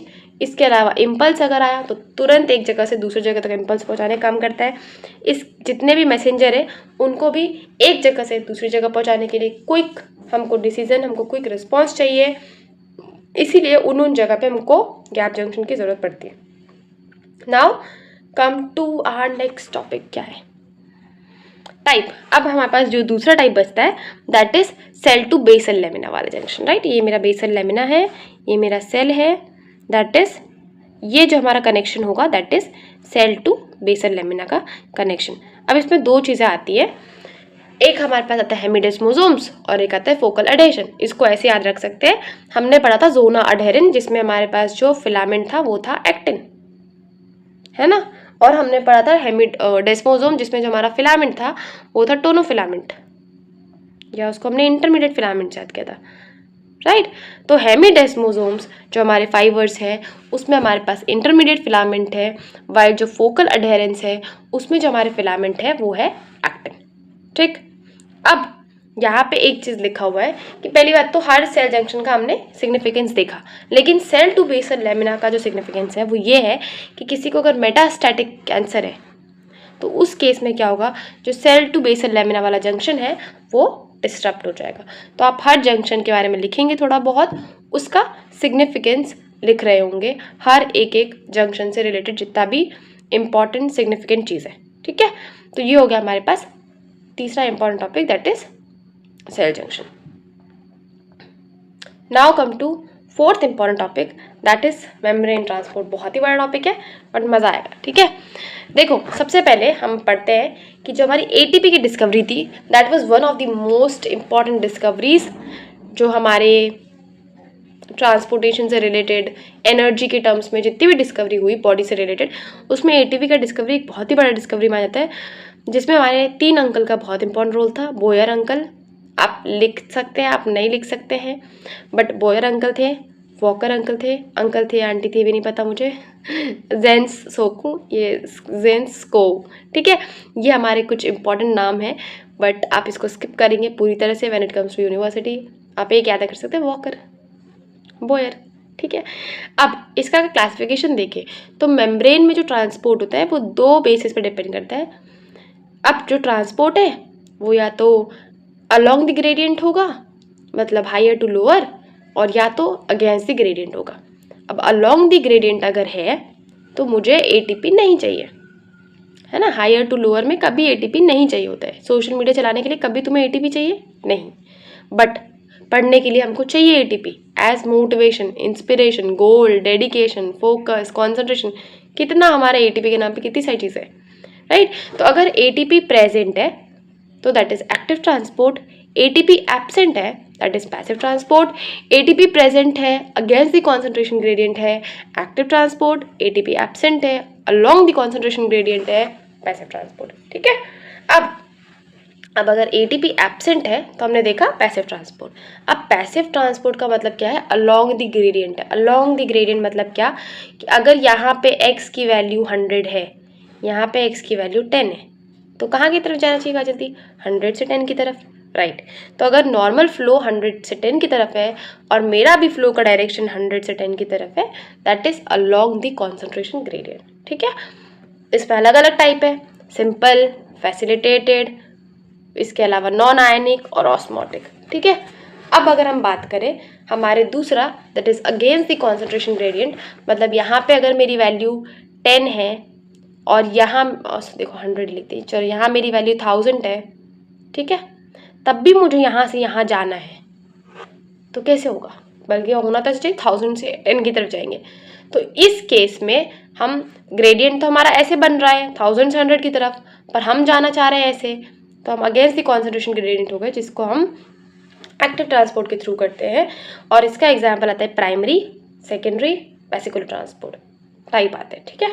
अब अगर हम फर्दर बात करें, इधर क्या था, चलो सबसे पहले बात करते हैं पैसिव ट्रांसपोर्ट की। तो पैसिव ट्रांसपोर्ट के दो इंपॉर्टेंट चीज़ हमने देखी, एक तो हमको कॉन्सेंट्रेशन ग्रेडियंट नहीं चाहिए, दूसरा हमको एटीपी नहीं चाहिए। इसमें भी हमारे पास सबसे पहले आता है सिंपल। सिंपल मतलब एकदम सॉर्टेड, हमको कोई भसड़ नहीं चाहिए, हमको कोई कुछ नहीं चाहिए एक्स्ट्रा, तो दैट इज सिंपल। सिंपल, हाँ, और क्या, मुझे किसी की हेल्प भी नहीं चाहिए, दैट इज सिंपल, सीधी सी बात है, ठीक है। तो अब हमारे इस ट्रांसपोर्ट के लिए हमारे पास कुछ फैक्टर्स तो चाहिए। हमने एक तो देख लिया कहा जाती है कि कॉन्सेंट्रेशन ग्रेडियंट मेरे लिए इंपॉर्टेंट है। कॉन्सेंट्रेशन ग्रेडियंट, अब अगर मान लो कि एक सेल है जहाँ पे x इज इक्वल्स टू 100 है, x इज इक्वल्स टू 10 है, और दूसरा सेल है x इज इक्वल्स टू 100 है, x इज इक्वल्स टू 10 है, बट मैं तुम्हें बोल रही हूँ कि इसमें जो मेरा डिफ्यूजन है या जो सिंपल ट्रांसपोर्ट है, सिंपल डिफ्यूजन है, ये मेरा फास्टर है। कैसे? तो इसका मतलब ये है कि कॉन्सेंट्रेशन ग्रेडियंट तो मैटर कर रहा है काजल दी, पर इसके साथ कुछ और भी फैक्टर्स है जो कि मैटर करते हैं, जो हम अभी देख रहे होंगे। सबसे पहले तो इससे रिलेटेड आया था फिर से फिक्स अंकल, जो हमने आगे पढ़ा था बॉडी फ्लूइड एंड कंपार्टमेंट में, fix law of simple diffusion, जिन्होंने बोला जो मेरा सिंपल डिफ्यूजन या डिफ्यूजन होता है वो 3 चीज़ों पर डिपेंड करता है। सबसे पहले तो कॉन्सेंट्रेशन ग्रेडियंट, जो हमारे ऊपर के केस में दोनों में सेम था। दूसरा डिपेंड करता है सरफेस एरिया पे, अगर सरफेस एरिया हमारे पास ज़्यादा होगा तो डिफ्यूजन ज़्यादा होगा, बट अगर थिकनेस ऑफ मेम्ब्रेन ज़्यादा होगा तो मेरा डिफ्यूजन कम होगा। तो अगर दो सेम कॉन्सेंट्रेशन ग्रेडियंट पे भी डिफ्यूजन वैरी कर रहा है तो उसमें हमारे पास 2 चीज़ें हो सकती है, या तो सरफेस एरिया वैरी कर सकता है या तो थिकनेस वैरी कर सकता है, राइट। तो डायरेक्टली प्रोपोर्शनल हमारा डिफ्यूजन कॉन्सेंट्रेशन ग्रेडियंट और सरफेस एरिया के, और इनडायरेक्टली प्रोपोर्शनल है मेरा ग्रेडियंट थिकनेस के, right. Now come to substance, ये तो मैंने मेम्ब्रेन का देख लिया, राइट। बट अगर सब्सटेंस की बात करो कि अगर यही मेरा कॉन्सेंट्रेशन ग्रेडियंट सब बढ़िया, एक जो सॉल्यूट है मेरा वो x is equals to 10 kg है, और एक जो मेरा सॉल्यूट है वो x इज इक्वल्स टू 100 ग्राम है, किसका डिफ्यूजन फास्टर होगा? तो सब्सटेंस में इनवर्सली प्रोपोर्शनल है साइज के, साइज छोटा तो डिफ्यूजन ज़्यादा। और दूसरा लिपिड सॉल्युबल की, जो सब्सटेंस लिपिड है, क्योंकि हमारा जो मेम्ब्रेन है वो यूजुअली लिपिड है, तो हमारा जो सब्सटेंस लिपिड सॉल्युबल होगा वो फास्टर डिफ्यूज़ करेगा रेदर देन जो सब्सटेंस वाटर सॉल्युबल होगा, ठीक है। तो ये हमारे पास कुछ इंपॉर्टेंट फैक्टर्स हो जाते हैं जो हमको डिफ्यूजन को अफेक्ट कर रहे हैं। नाउ कम टू हमारे पास इसका क्लिनिकल सिग्निफिकेंस क्या है। क्लिनिकल सिग्निफिकेंस में आप ऐसे याद कर सकते, अगर आपको याद करना आप कर लो। एक केस होती है जिसको हम बोलते हैं एम्फाइसेमा, ठीक है। एम्फाइसेमा क्या होता है? Emphysema is a respiratory disorder जिसमें जो हमारा सरफेस एरिया है वो कम हो गया। कैसे कम हो गया? देखो, ये एक एल्वोलाई, ये एक एल्वोलाई, ये एक एल्वोलाई, ये एक एल्वोलाई, कुछ ऐसा एल्वोलाई बना है, ठीक है। इससे हमको मिल रहा है अच्छा खासा सरफेस एरिया। लेकिन in case of chronic smoking हमारा जो सरफेस एरिया है ये ऐसे की जगह अब ये हो चुका है कुछ ऐसा, ठीक है। ऐसा होने के कारण क्या हो गया? इसका सरफेस एरिया हो गया कम। सरफेस एरिया कम तो कहा जल्दी, इसका क्या मतलब? डिफ्यूजन हो गया कम। डिफ्यूजन किसका? ये लंग्स में है, तो ये किसका केस डिफ्यूजन कम हो जाएगा? गैसेस का।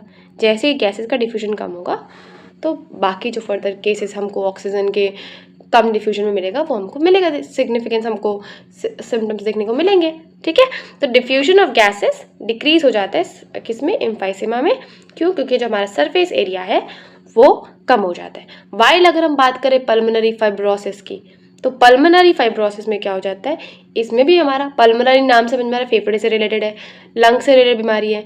तो लंग्स में क्या किसका डिफ्यूजन हो रहा है? गैस का। तो गैस का डिफ्यूजन लंग्स में कम हो जाएगा, क्योंकि in case of pulmonary fibrosis जो हमारा थिकनेस है मेम्ब्रेन का वो बढ़ जाता है। तो जैसे ही थिकनेस ऑफ मेम्ब्रेन बढ़ा, हमने फिक्स लॉ से देखा था कि जो डिफ्यूजन है वो इनवर्सली प्रोपोर्शनल है थिकनेस के। तो अगर थिकनेस बढ़ेगा तो डिफ्यूजन कम होगा। ये था हमारा दूसरा इंपॉर्टेंट। नाउ कम टू, अरे भाई कितना गैप है। Now come to third important thing, that is facilitated diffusion. Facilitated diffusion मतलब ठीक है कॉन्सेंट्रेशन ग्रेडियंट तो कम है, बट मेरे को कोई चाहिए जो मुझे वहाँ से यहाँ से लेकर के वहाँ तक ले जाए, ठीक है।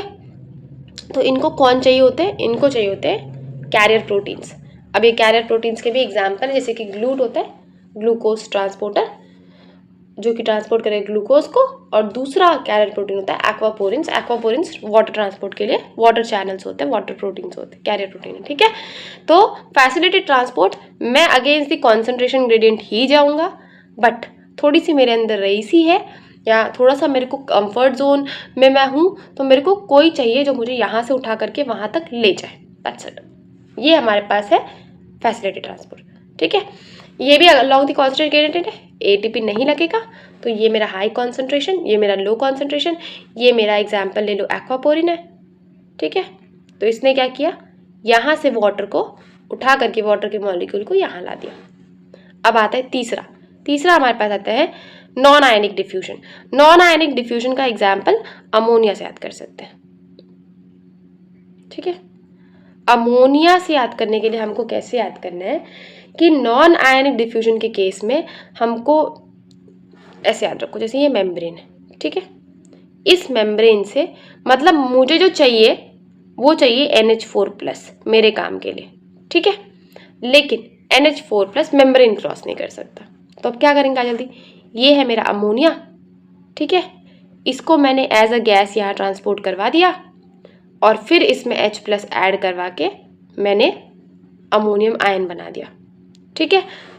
तो नॉन आयनाइज्ड फॉर्म में हमने ट्रांसपोर्ट करवा दिया, फिर फर्दर हमने उसका आयनाइजेशन करवा दिया, that is non ionic diffusion. Now हमारे पास आते हैं एक ऑस्मोटिक डिफ्यूजन। ऑस्मोटिक डिफ्यूजन, या हम इसको क्या बोलते हैं? ऑस्मोसिस बोलते हैं ना, सिंपल वर्ड में इसको ऑस्मोसिस बोलते हैं। देख रहे हो ऑस्मोटिक डिफ्यूजन, नाम भी कितना अजीब सा लग रहा है सुनने में। ऑस्मोसिस मतलब क्या है? सॉल्वेंट का मूवमेंट होता है, ये सिर्फ सॉल्वेंट स्पेसिफिक होता है। मेनली अगर हम बात करें तो this is for water, but यहाँ पे एक बैरियर है, selectively permeable membrane. High concentration से ही जाएगा, यहाँ पे x की वैल्यू 100 ही है, यहाँ पे x की वैल्यू 10 ही है, लेकिन एक मेम्ब्रेन लगा है सेलेक्टिवली परमिएबल, सेमी परमिएबल, जो भी बोलो, उसके थ्रू हमारे पास क्या होगा? जो वाटर होगा या सॉल्वेंट है वो एक हाई कॉन्सेंट्रेशन से लो कॉन्सेंट्रेशन की तरफ जा रहा है, दैट इज ऑस्मोटिक डिफ्यूजन। इसके लिए हमको क्या क्या चाहिए काजल दी? एक तो हमको चाहिए कि मेम्ब्रेन हमारे पास सेलेक्टिवली परमिएबल हो, दूसरा हमको सॉल्वेंट का मूवमेंट चाहिए, सॉल्वेंट का ग्रेडियंट चाहिए, सॉल्वेंट के ग्रेडियंट से तो सॉल्वेंट का मूवमेंट होगा, और तीसरा हमको सॉल्वेंट का कॉन्सेंट्रेशन, सॉल्वेंट का मूवमेंट और सॉल्वेंट का कॉन्सेंट्रेशन ग्रेडियंट चाहिए। और अगर सॉल्यूट भी अवेलेबल है तो सॉल्यूट के रेफरेंस में हम यहाँ पे नहीं देखते। हमको यहाँ पे चाहिए, अगर समझो कि अगर यहाँ पे सॉल्यूट है 10, यहाँ पे सॉल्यूट है 1000, ठीक है। तो अब क्या हो गया कि यूजुअली सॉल्यूट वाइज ये ऐसे से ऐसे जाना चाहिए, बट हम यहाँ पे ऑस्मोसिस पढ़ रहे हैं इसलिए हम इसको कंसिडर नहीं करेंगे, हम सिर्फ सॉल्वेंट का कॉन्सेंट्रेशन ग्रेडियंट कंसिडर करेंगे, ठीक है। इसके टाइप होते हैं एंडो ऑस्मोसिस। एंडो ऑस्मोसिस का मतलब क्या है कहा जल्दी, कि वाटर जो है वो इधर जाएगा, ठीक है। मतलब यहाँ पे अगर वाटर का कॉन्सेंट्रेशन 1000 है, यहाँ पे 100 है, तो वाटर किधर जाएगा कहा जल्दी, अंदर की तरफ। यही एक्सो ऑस्मोसिस, अगर यहाँ 1000 कर दे, यहाँ 100 कर दे, तो बाहर की तरफ। अब अगर बाहर भी 1000 अंदर भी 1000, तो एक इक्विलिब्रियम का स्टेट रहेगा जहाँ पे बाहर आएगा भी जाएगा भी, तो दैट इज आइसोटोनिक कॉन्सेंट्रेशन, ठीक है। तो हाई सॉल्वेंट H2O ले लो एग्जाम्पल, हाई सॉल्वेंट से लो सॉल्वेंट के कॉन्सेंट्रेशन की तरफ जाना through a passive transport, energy नहीं लग रही यहाँ पे, ये इंपॉर्टेंट है। थ्रू अ सेमी परमिएबल और सेलेक्टिवली परमिएबल मेम्ब्रेन इज हमारे पास ऑस्मोसिस। अब ऑस्मोसिस से रिलेटेड एक टर्म दिया हुआ है जिसको हम बोलते हैं ऑस्मोटिक प्रेशर। ऑस्मोटिक प्रेशर का मतलब ये है कि मैं कितना प्रेशर लगाऊं कि ये जो ऑस्मोसिस का प्रोसेस है, ये जो फ्लो है वो रुक जाए। इसका हमारे क्लिनिकल सिग्निफिकेंस में रिवर्स आरओ आता है, रिवर्स ऑस्मोसिस, राइट। देखो, it is the pressure required to prevent the flow of solvent molecule through selectively permeable membrane. इन साधारण शब्दों में अगर समझो तो मैं कितना प्रेशर लगाऊं ताकि जो सॉल्वेंट का फ्लो है वो रुक जाए, दैट इज ऑस्मोटिक प्रेशर, ठीक। बात करें एक्टिव ट्रांसपोर्ट की, तो हमारे पास एक्टिव ट्रांसपोर्ट नाम से हमने पहले भी देख लिया था, मतलब इसको चाहिए एनर्जी। एनर्जी क्यों चाहिए कहा जल्दी, क्योंकि ये बेचारा अगेंस्ट दी ग्रेडियंट जा रहा है, ग्रेडियंट जा रहा है, ग्रेडियंट देख रहा अगेंस्ट दी ग्रेडियंट जा रहा है, तो इसलिए इसको हमको क्या चाहिए कहा जल्दी, हमको चाहिए एनर्जी, ठीक है। अब इसके भी टाइप है, primary active transport, secondary active transport, vesicular transport, ठीक है। हम सबसे पहले बढ़ते हैं primary active transport. Primary active transport का मतलब क्या है कि इसके पास खुद का एनर्जी वो है एटीपेस, और उस डायरेक्ट इसने एटीपेस से आयन का ट्रांसपोर्ट करवा दिया, मतलब एक हाथ से एटीपी का ट्रांसफर, एटीपी का यूज किया और आयन का ट्रांसपोर्ट करवा दिया, मतलब तुम गए, तुमने डायरेक्ट सामान खरीदा, that is primary active transport, ठीक है। इसके एग्जाम्पल है सोडियम पोटेशियम पंप, जो हमारे एसएक्यू के लिए इंपॉर्टेंट हो जाता है। इसके अलावा पोटेशियम हाइड्रोजन एटीपेस, जिसको प्रोटॉन पंप बोलते हैं, जो कि हमारे पास कहाँ है कहा जल्दी, HCl के सिक्रेशन में काम आता है, स्टमक में है, और कैल्शियम एटीपेस। वाइल दूसरा आता है हमारे पास सेकेंडरी एक्टिव। सेकेंडरी एक्टिव का मतलब है कि मैंने एटीपी खर्चा किया, ठीक है, पैसे लगाए, लेकिन उस पैसे से मैंने सामान नहीं खरीदा, उस पैसे का मैंने बनाया गोल्ड, ठीक है, और अब इस गोल्ड से मैं सामान खरीदूंगा। वाह वाह, मुथूट फाइनेंस सॉरी, बट ठीक है। मतलब क्या है कि मैंने एटीपी लगा करके पहले क्रिएट किया कॉन्सेंट्रेशन, मतलब प्राइमरी क्या कहते हैं, डिफ्यूजन की तरह, ठीक है। मैंने एनर्जी लगाया, इस एनर्जी से मैंने कॉन्सेंट्रेशन ग्रेडियंट क्रिएट कर लिया। अब ये जो ग्रेडियंट है इससे ट्रांसपोर्ट होगा आयन का, that is secondary active transport, ठीक है। तो secondary to energy gradient established by primary active transport. Primary active transport से तुमने जैसे देखो, ये सोडियम पोटेशियम पंप है, हर सेल में प्रेजेंट है, ठीक है। इसने क्या किया, पोटेशियम को अंदर खींचा, सोडियम को बाहर खींचा। अब बाहर गया सोडियम और यहाँ पे हमको बाहर मिला ग्लूकोज, तो ये क्या करेगा, सोडियम खुद अंदर आएगा और साथ में ग्लूकोज को ले आएगा, that is second active transport. अब इसके भी टाइप है, जैसे कि एक होता है सिम्पोर्ट, जिसका एग्जाम्पल हमने देखा कि सोडियम आएगा तो ग्लूकोज को साथ में ले आएगा। इसके अलावा होता है एंटीपोर्ट। तो सिम्पोर्ट का एग्जाम्पल हमने देखा, सिम्पोर्ट मतलब जिस डायरेक्शन में मेरा एक आयन मूव कर रहा है उसी डायरेक्शन में मेरा दूसरा आयन मूव कर रहा है, तो जो आयन का डायरेक्शन है या जो हमारा ट्रांसपोर्ट का डायरेक्शन है दोनों का वो सिमिलर है।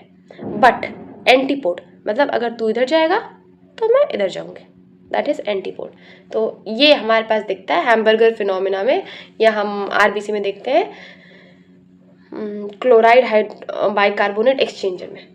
हैम्बर्गर फिनोमिना बोलते हैं उसको, क्लोराइड शिफ्ट या हैम्बर्गर फिनोमिना। तो ये हमको क्लोराइड बाइकार्बोनेट के एक्सचेंज में मिलता है, दैट इज एंटीपोड। ठीक है, तो ये हमारे पास कुछ दूसरा एग्जाम्पल आ गया।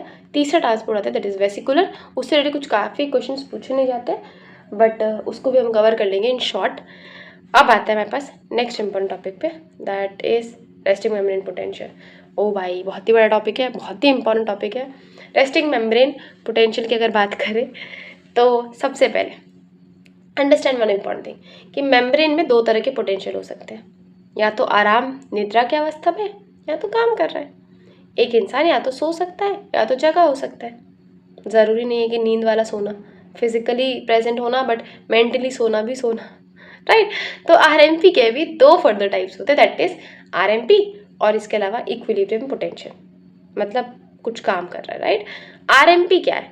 आरएमपी का मतलब वो होता है जब बंदा रेस्ट कर रहा है, मतलब ठीक है ना, बंदा नहीं तो मेम्ब्रेन रेस्ट कर रहा है।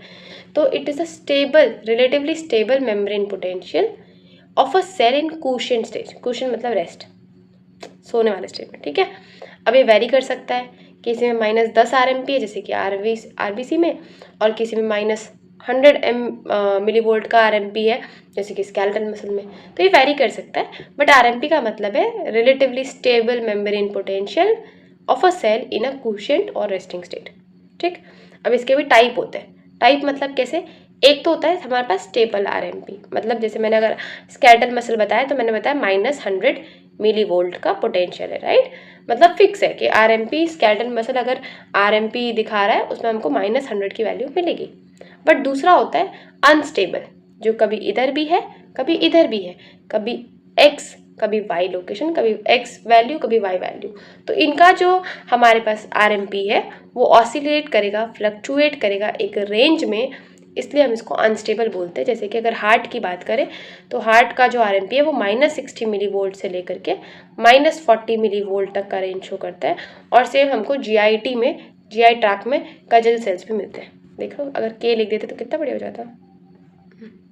चलो अब हम बात करते हैं हमारे ये आरएमपी बनता कैसे है, आरएमपी में कौन से आयन का कितना कंट्रीब्यूशन है, क्या जितना सोडियम पोटेशियम पंप को बोला जाता है सोडियम पोटेशियम पंप का इतना रोल है, ये हम पढ़ेंगे।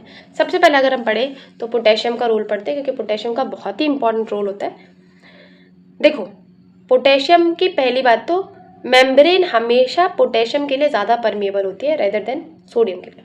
हर मेम्ब्रेन यूजुअली पोटेशियम के लिए ज़्यादा परमिएबल होता है। अब हमारा जो पोटेशियम है उसका जो रेशियो है वो भी ज़्यादा है। अगर मैं इनसाइड आउट की बात करूँ तो अंदर है पोटेशियम 35 और बाहर है पोटेशियम 1, तो किधर की तरफ जाएगा काजल दी? डेफिनेटली बाहर की तरफ जाएगा, है ना, बाहर की तरफ जाएगा। और ये जब बाहर की तरफ जाएगा तो पॉजिटिव आयन बाहर की तरफ जा रहा है, इसलिए जो मेरा मेम्ब्रेन का पोटेंशियल हो जाएगा वो हो जाएगा नेगेटिव। तो ये देता है हमको -94 या अप्रॉक्स -90 का वैल्यू। कुछ समझ आया? या स्किप हो गया? पेज है क्या?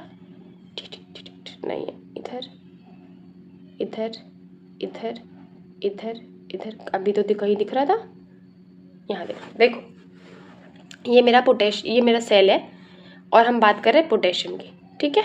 तो ये मेरा 35 का वैल्यू होता है अंदर रेशियो, बाहर होता है 1 का। होगा क्या कि 35:1 का रेशियो है, तो बात तो सीधी सी बात है कि अगर कॉन्सेंट्रेशन ग्रेडियंट देखें तो ये 35 से 1 की तरफ जाएगा। अब जब 1 की तरफ जाएगा तो पोटेशियम होगा बाहर की तरफ डिफ्यूज। तो बाहर अगर कोई पॉजिटिव आयन जा रहा है, अगर पॉजिटिविटी निकल रही है तो सीधी सी बात है वहाँ पे वॉइड क्रिएट होगा, वो वॉइड नेगेटिव हो जाएगा, इसीलिए हमको यहाँ पे वैल्यू मिलेगा नेगेटिव।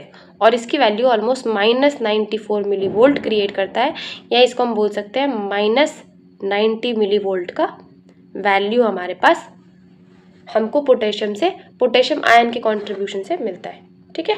अब बात करते हैं हमारे पास सोडियम की, 10:1 का रेशियो। सोडियम की बात करें तो सोडियम क्या है, थोड़ा कम परमिएबल है, ठीक है। इसका जो रेशियो भी है वो क्या है, ये बाहर 10 है और अंदर की तरफ 1 है।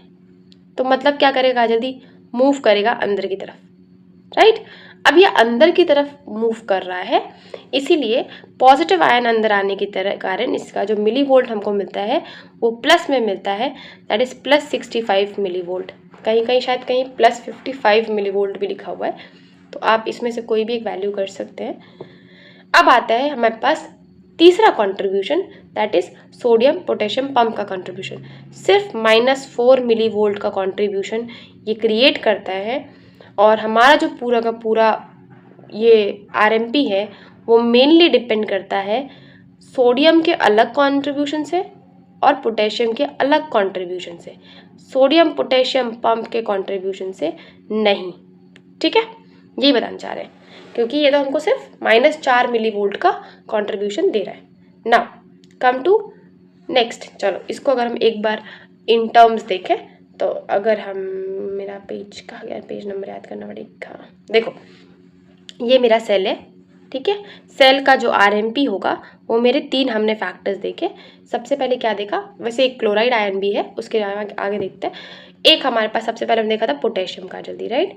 तो अगर मैं पोटेशियम की बात करूँ, पोटेशियम बाहर की तरफ जा रहा है, 35:1 का रेशियो दिखा रहा है, तो मतलब क्या है काजल दी, ये हमको क्रिएट कर रहा है -94 मिली वोल्ट या -90 मिली वोल्ट का पोटेंशियल। बात करें सोडियम आयन की काजल दी, ये हमको दिखाता है 35 इनसाइड था, तो 1 इनसाइड और /10 आउटसाइड, तो 1:10 का रेशियो दिखा रहा है, अंदर की तरफ आएगा तो ये हमको दिखा रहा है +55 मिली वोल्ट का पोटेंशियल। तीसरा हमारे पास आता है सोडियम पोटेशियम पंप, है ना। सोडियम पोटेशियम पंप कंट्रीब्यूट कर रहा है कितना दीदी, ये तो बाहर अंदर दोनों होता है, तो ये कंट्रीब्यूट कर रहा है सिर्फ -4 मिली वोल्ट का पोटेंशियल। अब इन तीनों का पोटेंशियल कंट्रीब्यूट करके हमको बनाता है आरएमपी, हमको बना करके दे रहा है, हमको बना रहा है, ठीक है, आरएमपी। तो ये भी देखिए, देखते हैं कहाँ चला गया मेरा आरएमपी, ये, ठीक है। तो इन तीनों का हमारे पास प्रॉपर ये कंट्रीब्यूशन होता है। अब थोड़ा बहुत क्लोराइड आयन कॉन्सेंट्रेशन हम देखा था कंट्रीब्यूशन होता है, लेकिन ये मेनली होता है हमारे पास किस में, स्केलेटल वेसल्स में, ठीक है। और क्लोराइड का जो परमेबिलिटी है वो पोटेशियम से भी ऊपर आता है, पोटेशियम से आई गेस 10 गुना ज़्यादा ऊपर है, और सोडियम से 1000 गुना ज़्यादा परमेबल है हमारा क्लोराइड। नाउ अब मैंने एक चीज़ देखा काजल दी, अच्छा ये पोटेंशियल प्रोड्यूस करता है -65 मिली वोल्ट का। अब मैंने एक चीज़ देखा काजल दी, आपने इतनी सारी चीज़ें बता दी, ठीक है, बट अब मेरे को एक चीज़ बताओ कि आरएमपी अगर मैं इसको प्लस माइनस करूँ तो ये वैल्यू तो ऑलमोस्ट 20-30 के पास आ रही है ना। देखो 90, 94 -55 कर दो, 95 -55 कर दो, 40 की वैल्यू आ रही है। तो हमने तो देखा कि -110, -10, है ना, ये कुछ इतना वैल्यू रहता है, कैसे। तो इसीलिए गोल्डमैन इक्वेशन ने बताया था कि अब अगर यही 3 मेन आयन है तो मेरे पास तो आरबीसी से लेकर हार्ट से लेकर जितने भी हमारे पास मेम्ब्रेन है सबका पोटेंशियल सेम आना चाहिए, है ना। इसीलिए गोल्डमैन अंकल ने इसके बारे में प्रॉपर रिसर्च करा और इन्होंने बताया कि जब मेम्ब्रेन अलग अलग आयन के लिए परमिएबल है तो जो हमारा डिफ्यूजन पोटेंशियल है वो डिपेंड करता है 3 चीज़ों पे। सबसे पहला तो permeability of membrane to the ion, मतलब हमने बात की कि क्लोराइड सबसे ज़्यादा परमिएबल है, फिर पोटेशियम है, फिर सोडियम है, राइट। तो मेम्ब्रेन कितना परमिएबल है पर्टिकुलर आयन के लिए, इस बात पे हमारा डिफ्यूजन पोटेंशियल पहला डिपेंड करेगा। दूसरा, उस आयन की पोलैरिटी क्या है, मतलब सोडियम पोटेशियम के लिए वो यूनिपोलर है, पॉजिटिव चार्ज है, केटायन है। क्लोराइड के लिए बाइपोलर यूनिपोलर है, एनायन है, राइट। इसके अलावा कॉन्सेंट्रेशन ग्रेडियंट कितना क्रिएट कर रहा है। तो जब मेम्ब्रेन अलग अलग आयंस के लिए परमिएबल हो तो जो डिफ्यूजन पोटेंशियल है वो हम किसी एक पैरामीटर पे नहीं नाप सकते। इसके लिए हमको 3 पैरामीटर चाहिए कि उस पर्टिकुलर आयन के लिए मेरा मेम्ब्रेन का डिफ्यूजन मतलब परमिएबिलिटी कितना है, इसके अलावा उस आयन के लिए कॉन्सेंट्रेशन ग्रेडियंट कितना है, और उस आयन का पोलैरिटी कितना है। इन तीनों चीज़ों पे डिपेंड करता है। अब अगर हम बात करें, दूसरा हमारे पास आता है गिब्स डोनन अंकल। गिब्स डोनन अंकल ने बताया कि नॉन डिफ्यूजिबल आयन डिसाइड करेंगे कि जो पॉजिटिव आयन है या डिफ्यूजिबल आयन है वो कितना डिफ्यूज होंगे। मतलब मैंने आपको पहले भी बताया था, एक टॉक्सिक बंदा डिसाइड करेगा कि नॉन टॉक्सिक बंदा क्या कर रहा है क्या नहीं कर रहा है, कहाँ जाना है, कितने देर तक जाना है, किसके साथ जाना है, क्यों जाना है, राइट है। तो नॉन डिफ्यूजिबल आयन या चार्जेस हमको बताएंगे कि डिफ्यूजिबल आयन कैसे डिस्ट्रीब्यूट होंगे, ठीक है, दैट्स इट। जैसे अगर हम पोटेशियम की बात करें तो डिफ्यूजिबल आयन है, ठीक है, बट अगर कोई नॉन डिफ्यूजिबल आयन है, जैसे कि एग्जाम्पल अगर पोटेशियम है पॉजिटिव तो एनायन होगा कुछ, या तो प्रोटीन हो गया, या तो कोई भी दूसरा होगा, राइट। तो ये डिसाइड करेगा कि पोटेशियम कितना डिफ्यूज होगा। वाह, ठीक है। तो the distribution of diffusible ion across the cell membrane is because of presence of non diffusible ion on another side. ये हमारे गिब्स डोनर अंकल ने बताया था, एक टॉक्सिक रिलेशनशिप को समझाना चाह रहे थे वो अल्टीमेटली।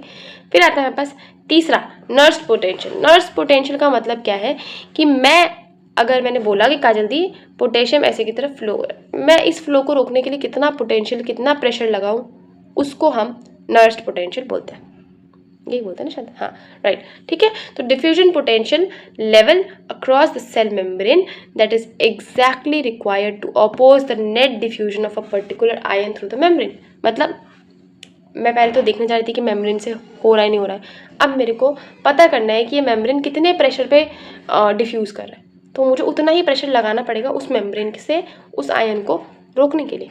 तो मैंने उतना प्रेशर लगाया, उस आयन का मूवमेंट रुका, वो हमको बता रहा है कि ये आयन हमको कितना पोटेंशियल दे रहा है। समझ में आ गया? तो this was all about RMP. ये हमारे एलईक्यू में बनता है, हमारे लिए इम्पॉर्टेंट है, इसलिए आप इसको अच्छे से कवर करके जाएंगे। Now come to next important topic, that is sodium potassium pump. SAQ बहुत ही इंपॉर्टेंट, बहुत ही फ्रीक्वेंट। मैंने इस चैनल में मुझे पता नहीं कितनी बार मैंने सोडियम पोटेशियम पंप पढ़ा है। ये पर्टिकुलर पता है क्यों जाता है, मैं बहुत मोटिवेट हो जाती हूँ कि ओके इस पर्टिकुलर टाइम में ना मैं स्टार्टिंग से पढ़ाऊँगी, स्टार्टिंग से नोट्स बनाऊँगी, नोट शेयर करूँगी and I will be continuous. But फिर एक अचानक से इंटरनल हिट करता है, इंटरनल नहीं तो WLT हिट करता है, WLT नहीं तो PCT हिट करता है, and I was like gap हो गया। फिर मेरे को दोबारा मोटिवेशन मिलता है कि हम दोबारा से ज़ीरो से स्टार्ट करेंगे। और मुझे लग रहा है इसीलिए मैं general physiology, nerve muscle physiology, blood physiology बहुत ही मोटिवेटेड हो गया। शायद वो ऐसा बोल सकते हैं वो जोन था जब मेरे पास कोई एग्जाम नहीं था, इसलिए मैंने थोड़ा बहुत माइक्रोबायो के जितने मैंने नोट्स बनाए थे वो शेयर भी कर दिया। नहीं तो जेन्युइन मेरे पास बहुत सारे नोट्स पढ़े, ऑलमोस्ट हर चैप्टर के नोट्स मेरे पास पढ़े हुए। और अभी मैं फ़िलहाल मैरो भी पढ़ रही थी, तो मुझे लगा कि चलो इस नोट्स को भी इंक्लूड कर सकते हैं ताकि आपको ज़्यादा कंटेंट मिल सके और आप जब बाद में मैरो पढ़ो तो आपको इतनी दिक्कत नहीं हो। बट फिर मेरे को वो मोटिवेशन आ नहीं पाता, और मतलब मोटिवेशन तो रहता है, मैं बहुत ही मोटिवेटेड हूँ अपनी लाइफ को लेकर के, लेकिन WLT आ जाते हैं और उसके बाद फिर इंटरनल एग्ज़ाम्स। आप MBBS कर रहे हैं, आई गेस आपको ही पता है इसकी वैल्यू, है ना, कि हर हफ्ते में इंटरनल एग्ज़ाम होता है काजल दी, हर महीने में इंटरनल एग्ज़ाम होता है, मतलब PCT तो होता ही है ना। WLT आप अगर वार्ड पोस्टिंग में है तो WLT तो होगा ही होगा, हर वार्ड में आपका WLT होगा। कभी टीचर का मन करेगा कि चलो ये टॉपिक पढ़ा दिया, टेस्ट ले लो, बस उस चक्कर में फिर वो कॉन्टिन्यूटी ब्रेक हो जाता है। तो मुझे ऐसे चाहिए कि भाई एक दिन में मैं अगले 20-30 वीडियो बना करके रख दूँ ताकि मैं कॉन्टिन्यूस रह सकूँ। बट वो हो नहीं पाता बिकॉज हमारे पास टाइम इतना लिमिटेड है दैट 4 बजे आने के बाद, 5 बजे आने के बाद कुछ समझ ही नहीं आता कि 9 कब बजे, और 9 बजने के बाद भी इट फील्स हो कि लाइक अरे यार वीडियो बनाना था यार, पढ़ना था यार एनाटमी। मैं बहुत ही अच्छे से एनाटमी पढ़ रही थी, मेरे दिमाग में यही थॉट चल रहा था कि चलो एनाटमी के भी नोट्स बना करके अपन उसको भी अपलोड करते हैं, ताकि ये रहे कि इसी बहाने मैं नोट्स अच्छे से बनाऊँगी, शानदार रहेगा।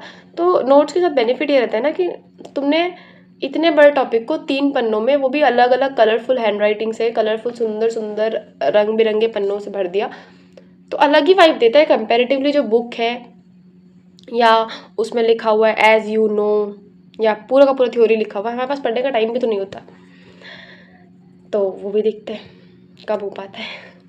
फिलहाल तो मैं जनरल फिजियोलॉजी, नर्व मसल, और मैंने बहुत टाइम के बाद मुझे लगता है कि राइगर मॉर्टिस और मसल फिलामेंट थ्योरी ये सब पढ़ा, क्योंकि मुझे ऐसा लगा कि पहले हम वो पढ़ा देते जो मेरे पास अवेलेबल है, उसके बाद हम फिर वो पढ़ाएंगे जिसके नोट्स मुझे अभी और अच्छे से मॉडिफाई करने हैं, बनाने हैं, या जो मैं खुद ही भूल चुकी हूँ तो मेरे को दोबारा पढ़ना है।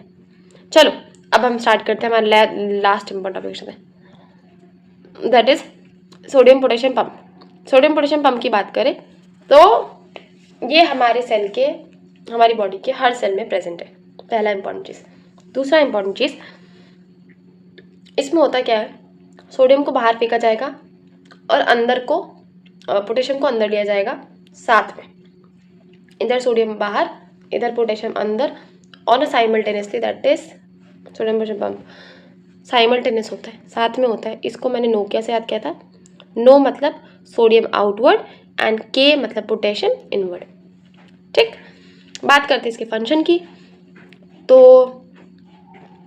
सोडियम का बाहर जाना, पोटेशियम का अंदर आना, हमारा जो आयन का कॉन्सेंट्रेशन है उसको बैलेंस रखता है।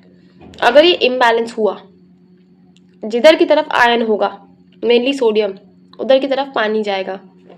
जैसे ही पानी गया, फ्लूइड गया, हमारे सेल की हो जाएगी स्वेलिंग। सेल का स्वेलिंग हुआ तो जो हमारा सेल है वो हो जाएगा बर्स्ट, फट जाएगा सेल।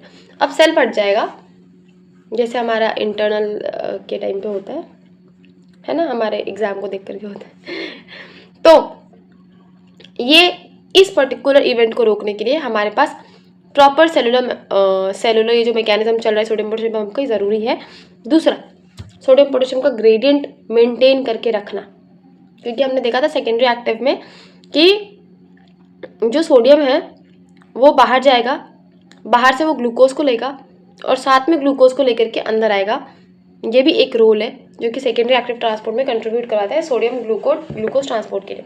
तीसरा आता है हमारे पास, अब देखो पॉजिटिव आयन बाहर जा रहा है, नेगेटिव आयन पॉजिटिव आयन बाहर ज़्यादा जा रहा है और कंपैरेटिवली पॉजिटिव आयन जो अंदर आ रहा है वो कम है। 3 सोडियम बाहर गया, 2 पोटेशियम अंदर आया, 1 का वॉइड रह गया। इस 1 के वॉइड ने जो हमारा मेम्ब्रेन पोटेंशियल है उसको नेगेटिव बना दिया। तो एक नेगेटिव इलेक्ट्रिकल पोटेंशियल क्रिएट करना भी इसका काम है। नाउ कम टू इसका मैकेनिज्म ऑफ एक्शन। उससे पहले हम स्ट्रक्चर नाम से हेडिंग डालेंगे, ये डायग्राम बनाएंगे। हमारे पास इसके 2 स्ट्रक्चर होते हैं, दैट इज़ ये है हमारे पास अल्फा साइड, ये हमारे पास है बीटा साइड। अल्फा साइड पे हमारे पास 3 फर्दर अंदर की तरफ साइड होते हैं आईसीएफ की तरफ, और 2 साइड होते हैं बाहर की तरफ। 2 जो बाहर की तरफ साइड है दैट इज पोटेशियम का साइड और ओआबेन साइड। तो ओआबेन हमारे पास ड्रग है जो कि सोडियम पोटेशियम पंप को ब्लॉक करने के लिए काम आता है। ठीक है, इसलिए इसका साइड दिया हुआ है। वाइड, अगर हम अंदर की तरफ बात करें तो 3 साइड है, दैट इज एक है एटीपेस का साइड जिसको हम फॉस्फोराइलेशन साइड बोल सकते हैं, एक है सोडियम बाइंडिंग साइड, ये लगता है मैंने गलत लिख दिया, सोडियम बाइंडिंग साइड। ठीक है, और तीसरा हमारे पास है एटीपी बाइंडिंग साइड। ठीक है, तो एक है एटीपेस का साइड, एक है फॉस्फोराइलेशन मतलब एटीपेस की एक्टिविटी का साइड, दूसरा है पोटेशियम बाइंडिंग साइड और तीसरा है हमारे पास सोडियम बाइंडिंग साइड। तो ये हमारे पास कुछ स्ट्रक्चर है जिसमें अगर हम देखेंगे तो 2 यूनिट है। अल्फा हमको स्ट्रक्चर में भी दिख रहा था, कुछ बड़ा सा ऐसा स्ट्रक्चर बनाना है, बड़ा होता है ऑलमोस्ट 1 लाख इसका वेट है और मॉलिक्यूलर वेट है, और बीटा छोटा होता है 55,000 इसका मॉलिक्यूलर वेट है। आईसीएफ की तरफ 3 साइट होते हैं अल्फा में, ईसीएफ की तरफ 2 साइट है। आईसीएफ की तरफ जो साइट है वो एक है फॉस्फोराइलेशन साइट जिसको एटीपेस की एक्टिविटी की साइट बोल सकते हैं, दूसरा सोडियम बाइंडिंग साइट है जो कि 3 होंगे क्योंकि 3 सोडियम बाइंड होगा, और तीसरा एटीपी के खुद के बाइंडिंग की साइट। ईसीएफ की बात करें तो 2 पोटेशियम बाइंडिंग साइट है और एक हमारे पास ओआबेन साइट है जो कि ओआबेन क्या है, ब्लॉक करता है हमारे पास सोडियम पोटेशियम पंप को। ठीक, अब हम बात करते हैं मैकेनिज्म ऑफ एक्शन है क्या इसका। तो सबसे पहले हमारे पास है एटीपी का टूटना। ठीक है, एटीपी से ही पूरा ये प्रोसेस डिपेंडेंट है, इसको प्राइमरी एक्टिव ट्रांसपोर्ट बोलते हैं। ठीक है, तो हमारा जो एटीपेस है, ठीक है, ये एटीपेस को चाहिए 2 इम्पॉर्टेंट चीज़ अपना काम करवाने के लिए।